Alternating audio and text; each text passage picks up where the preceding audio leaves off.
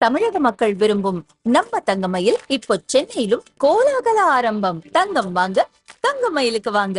Oil pulling அது எப்படி பண்ணுறது? காலையில் எழுந்ததும் எதுவும் சாப்பிடாமல் இதயம் வளர்த்து வாயில ஊத்தி நல்லா கொப்பளிக்கணும். அப்புறம் அதை துப்பிடணும். இதுதான் oil pulling. Oil pulling. Delhi சட்டசபை தேர்தலில் மொத்தமுள்ள 70 இடங்களில் 48 வெற்றி பெற்ற பாரதிய ஜனதா 27 ஆண்டுகளுக்கு பின் ஆட்சியை கைப்பற்றியது. 11 ஆண்டுகள் தொடர்ந்து டெல்லியை ஆண்ட ஆம் ஆத்மி கட்சி 22 இடங்களில் வென்று எதிர்க்கட்சி வரிசையில் அமரவுள்ளது. நாளை டெல்லி சட்டசபை கூட்டம் துவங்க உள்ளது. புதிய எம்எல்ஏக்கள் பதவியேற்ற பின் சபாநாயகர் தேர்தல், முந்தைய அரசின் வரவு செலவு குறித்த சிஏஜி அறிக்கை தாக்கல் என அடுத்தடுத்த நிகழ்வுகள் நடக்கவுள்ளன.